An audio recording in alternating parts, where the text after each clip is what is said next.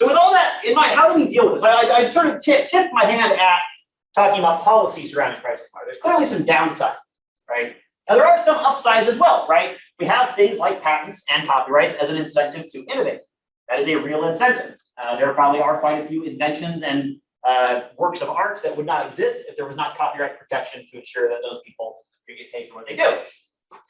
And some firms also are, some industries are going to just fail entirely without pricing power, right? If the satellite radio industry had not been allowed to merge, then probably they would have failed a lot longer than, I mean, they're still around now. So the question then is, how should the government as a policymaker deal with these downsides?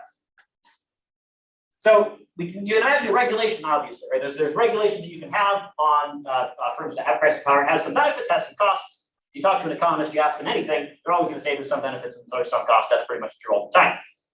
So what are the different ways that you can do it? What are the different kinds of regulation that you can have? One is you can stop mergers or break up monopolies. Instead of having one big company, you can have several smaller ones. This can reduce pricing power, right? If we had kept Sirius and XM from merging, they would have less pricing power. Could make some firms insolvent. Sometimes firms merge because they're going to go bust if they don't.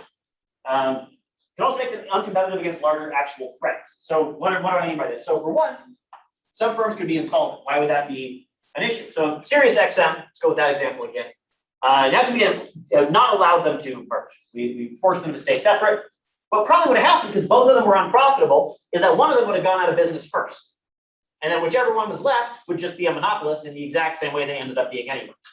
Right? So not allowing them to merge might not have actually made the market any more diverse in that case. It can also make them uncompetitive against actual larger threats. What do I mean by this? So imagine, for example, that you are in a small town and there's a bunch of mom and pop shops and Walmart has just set up, or Target or whatever, right? Now, all these mom and pop shops are going to have a hard time competing against the new entrant. They're probably going to go out of business. And when they do that, you're going to end up with just one store in the town, the Walmart or the Target. But if you allow the small firms to merge, then suddenly they might be able to compete together and be a little bit more competitive. So instead of one firm, you have two, which is more competitive than one. So in some cases, if you're talking about letting small fish merge up and get merged to compete against the big fish, you could actually end up with more competition by allowing mergers to happen. That said, also, if you are talking about big fish, right? If Walmart and Target wanted to merge together, they can make the claim, hey, we want to compete against Amazon. What's that going to do to concentration? I don't know, right? That's a really complex question. So you can stop mergers, you can break up monopolies. In most cases, this probably will lead to increased competition, but there are some exceptions, right? Where you end up with less competition anyway.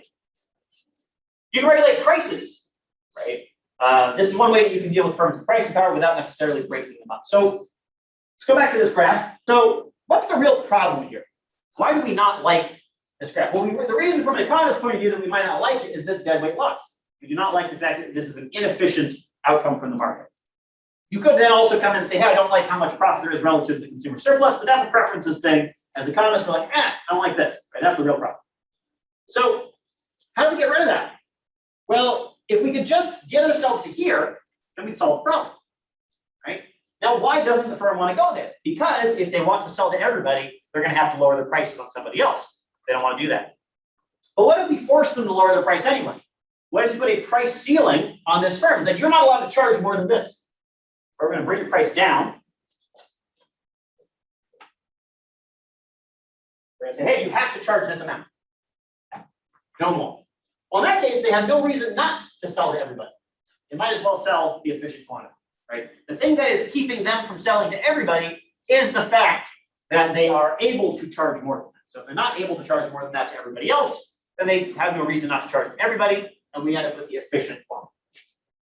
So you can get to an efficient outcome with a monopoly still standing. This is still a monopoly, but simply by forcing them to charge a little bit less. You can have a regulation. Now, for this to work, you have to get the price right. That's real hard. You have to know what this price is, what this point is, without being able to see it, because there's no way to see it. And also, as things change over time, you could end up with whatever. If even if the price was right in the first place, it might become wrong later. You might go to Google and say, hey, Google, you are required to charge 50% less for your ads or whatever. It would probably make the market more efficient at the time. Although efficiency in this case means that we all see a lot more ads. So, That's what efficiency is going for. Hey, we got that number wrong.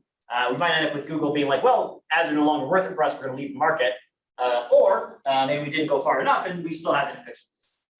Or as time goes on, Google and Bing or Yahoo and Bing and Facebook and whatever, and everybody else who sells ads just gets so much better that suddenly they're charging more than Google was, right? And in that case, the price that we set would no longer be free. So we can get to this efficient point by regulating the price. It's just hard to do. It's hard to know that number. Another way to deal with this is state ownership. You can just say, hey, you have a monopoly. One way we can run a monopoly and get to the efficient point is if we don't run it by trying to maximize profit. Right? So say, hey, we don't need to maximize profit. We want to take this monopoly and produce at the efficient quantity. So if the government takes over the monopoly, they are able to do that, whether or not they will. So that is one option. It doesn't happen too often, but it does happen.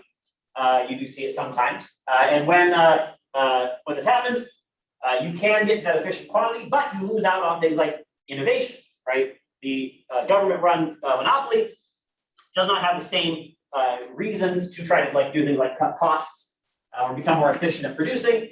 So you get here, but you probably stay there, whereas an actual private sector firm might be able to improve on that value over time. Who knows? So it's all really complex, and we don't really know what's going on. There's benefits and costs to all these options. Sometimes they might not even work, but that's policy for you. That's all policy. There's no policy that's not like that in any field.